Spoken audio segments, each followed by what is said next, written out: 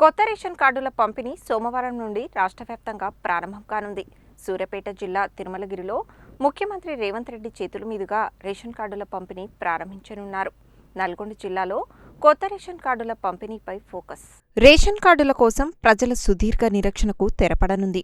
గత ప్రభుత్వంలో మునుగోడు ఉప ఎన్నిక సందర్భంగా ఆ నియోజకవర్గంలోని ప్రజలకు కొత్త రేషన్ కార్డులను జారీ చేయగా అనంతర కాలంలో కొత్త రేషన్ కార్డుల జారీ ప్రక్రియ నిలిచిపోయింది.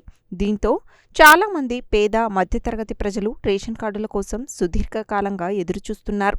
ఈ నేపథ్యంలో అధికారంలోకి వస్తే ప్రజలందరికీ రేషన్ కార్డులు మంజూరు చేస్తామని గత అసెంబ్లీ ఎన్నికల సందర్భంగా ఎన్నికల ప్రచారంలో భాగంగా కాంగ్రెస్ పార్టీ హామీ ఇచ్చింది.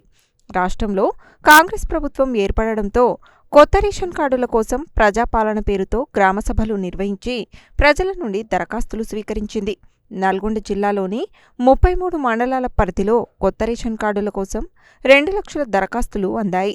వీటిని క్షుణ్ణంగా పరిశీలించిన అధికారులు 49,950 మందికి కొత్తగా రేషన్ కార్డులను మంజూరు చేశారు.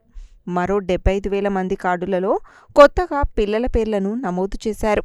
కొత్తగా మంజూరైన రేషన్ కార్డుదారుల జాబితాను రూపొందించిన పౌర సరఫరాల శాఖ అధికారులు సోమవారం నుండి వాటి పంపిణీకి అన్ని ఏర్పాట్లు చేశారు. అయితే గతంలో రేషన్ కార్డులపై కేవలం కుటుంబ సభ్యుల పేర్లు మాత్రమే ఉండేవి. తాజాగా రాష్ట్ర ప్రభుత్వం జారీ చేస్తున్న కొత్త రేషన్ కార్డులలో కుటుంబ యజమానిగా కుటుంబంలోని మహిళ పేరుతో రేషన్ కార్డులను జారీ చేస్తుంది. ఈ రేషన్ కార్డులపై కుటుంబ యజమాని ఫోటో కూడా ముద్రిస్తున్నారు. దీంతో ఫోటోతో కూడిన రేషన్ కార్డులు ప్రజలకు అందనున్నాయి.